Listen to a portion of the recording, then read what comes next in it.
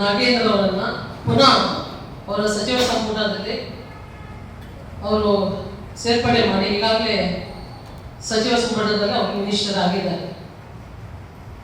ಅವರು ಮಾಡಿರುವಂತ ಬಹಳ ಏಯ ಕಾರ್ಯಗಳನ್ನ ಆಗಿನ ಸಿಎಂ ಆದಂತ ಸಿದ್ದರಾಮಯ್ಯ ಸರ್ ಅವರು ಭಾರತೀಯ ಜನತಾ ಪಾರ್ಟಿ ಆ ಮೂಡಾ ಹಗರಣದಲ್ಲಿ ಮತ್ತೆ ಈ ನಾಗೇಂದ್ರ ಹಗರಣದಲ್ಲಿ 186 ಕೋಟಿ ಯಾವಾಗ ಹಗರಣ ಆಗಿತ್ತು, ಭ್ರಷ್ಟಾಚಾರ ಆಗಿತ್ತು, ಅದನ್ನು ಬೇರೆ ಕಡೆಗೆ ಟ್ರಾನ್ಸ್ಫರ್ ಮಾಡಿ ಜನರ ಸಮ್ಮುಖದಲ್ಲಿ ಬಂದಿತ್ತು. ಆ ವಿಷಯದಲ್ಲಿ ಬೆಂಗಳೂರಿನಿಂದ ಮೈಸೂರು ತನಕ ಪಾದಯಾತ್ರೆ ಮಾಡುವುದರ ಮೂಲಕ ಮತ್ತೆ ಅನೇಕ ಹೋರಾಟದ ಮೂಲಕ ಅವರನ್ನು ಎಚ್ಚೆತ್ತುಕೊಂಡು ಈ ತರದಲ್ಲಿ ಎಸ್ಸಿ ಹಣಗಳನ್ನು ಅವರು ನುಂಗಿದ್ದಾರೆ, ಬೇರೆ ಬೇರೆ ಒಂದು ಕಡೆಗೆ ಅದನ್ನು ಟ್ರಾನ್ಸ್ಫರ್ ಮಾಡಿದ್ವಿ. ಈಗಾಗಲೇ ಅದು ಇಡೀ ಇದರಲ್ಲಿ ಇದೆ.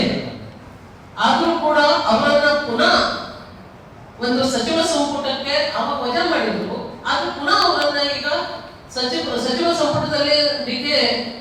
ಶಿವಕುಮಾರ್ ಅವರು ಸೇರಿಸಿಕೊಂಡಿದ್ದಾರೆ. ಕಾರಣ ಏನು? ಎಸ್ಸಿ ಅವರ ಫಂಡ್ ಅನ್ನ ಅದು ಈಗಲೂ ಕೂಡ ಒಂದು ಕೋರ್ಟ್ ನಡೀತಾ ಇರ್ಬೇಕಾದ್ರೆ, ಕೇಸ್ ನಡೀತಾ ಇರ್ಬೇಕಾದ್ರೆ ಅಂತ ದೊಡ್ಡ ಹಗರಣವಾದ ಒಂದು 186 ಕೋಟಿ ರೂಪಾಯಿ ಹಗರಣವನ್ನ ಇವತ್ತು ಪುನಃ ಅವರು ಆ ಒಂದು ನಿಟ್ಟಿನಲ್ಲಿ ಅವ್ರನ್ನ ಅವಾಗ ವಜಾ ಮಾಡಿದ್ರು, ಮತ್ತೆ ಸೇರಿಸ್ಕೊಂಡು ಈ ರೀತಿಯೆಲ್ಲ ಮಾಡ್ತಾ ಇತ್ತು. ಯಾವ ಇದಕ್ಕಾಗಿ ಸ್ವಾರ್ಥಕ್ಕಾಗಿ ಅಂತ ಅವರು ಹೇಳಬೇಕು. ಒಂದು ಅವರನ್ನು ಕೈ ಬಿಡಬೇಕಂತ ಹೇಳಿ ನಮ್ಮ ರಾಜ್ಯದ ರಾಜ್ಯಾಧ್ಯಕ್ಷರು ನಾಳೆ ಇವತ್ತಿನಿಂದ ಶುರುವಾಗುವಂತಹ ಅಧಿವೇಶನ ಮಂಡಲದಲ್ಲಿ ಬಾವಿಗಿಳಿದು ಹೋರಾಟ ನಮ್ಮ ರಾಜ್ಯಾಧ್ಯಕ್ಷರು ಮತ್ತೆ ಅವರಲ್ಲಿರುವಂತ MLA-ಗಳು MLC-ಗಳು ಎಲ್ಲ ಇವತ್ತು ಹೋರಾಟ ಸ್ಟಾರ್ಟ್ ಮಾಡ್ತಾರೆ. ನಾವು ಕೂಡ ಜಿಲ್ಲಾದ್ಯಂತ ನಮ್ಮ ಹೋರಾಟವನ್ನ DC ಕಚೇರಿ ಮುಂಭಾಗದಲ್ಲಿ ಒಂದೊಂದು ದಿನ ಒಂದೊಂದು ವಿಧಾನಸಭಾ ಕ್ಷೇತ್ರವಾಯಿತು ನಾವು ಕೂಡ ಈ ಹೋರಾಟವನ್ನು ಪ್ರಾರಂಭಿಸ್ತಾ ಇದ್ದೇವೆ ನಾಡದಿಂದ. ಕಾರಣ ಇಷ್ಟೇ, ಅವರದೇ ಸಮಾಜದವರು ಬಹಳಷ್ಟು ಜನ ಕಾಂಗ್ರೆಸ್ ನಲ್ಲಿ ಇದ್ದಾರೆ. ಯಾರನ್ನಾದ್ರೂ ಸೇರಿಸ್ಕೊಡ್ಬೇಕು, ಹಣ ಯಾವ ತರದಲ್ಲಿ ನುಂಗಬೇಕು, ಯಾವ ತರದಲ್ಲಿ ಟ್ರಾನ್ಸ್ಫರ್ ಮಾಡಬೇಕು, ಯಾವ ತರದಲ್ಲಿ ಭ್ರಷ್ಟಾಚಾರ ಮಾಡಬೇಕಂತ ಎಲ್ಲರಿಗೂ ತೋರಿಸ್ಕೊಟ್ಟಂತ ನಾಗೇಂದ್ರ ಅವರಿಗೆ ಮತ್ತೆ ಆ ಸಚಿವ ಸಂಪುಟದಲ್ಲಿ ಸ್ಥಾನಮಾನ ಕೊಡ್ತಾರಂದ್ರೆ ಯಾವ ಸ್ವಾರ್ಥಕ್ಕಾಗಿ ಮತ್ತೆ ಯಾವ ಒಂದು ಪುರುಷತ್ವಕ್ಕಾಗಿ ಅಂತ ನಮಗೆ ರಾಜ್ಯದ ಮುಖ್ಯಮಂತ್ರಿ ಹೇಳ್ಬೇಕಾಗ್ತದೆ, ಜನರಿಗೆ ಆನ್ಸರ್ ಕೊಡ್ಬೇಕಾಗ್ತದೆ. ಈ ತರದಲ್ಲಿ ನೀವು ಸಚಿವ ಸಂಪುಟ ರಚನೆ ಮಾಡಿದ್ರೆ ಆದ್ರೆ ಜನರಿಗೆ ಏನ್ ಮುಖ ತೋರಿಸ್ತೀರಾ?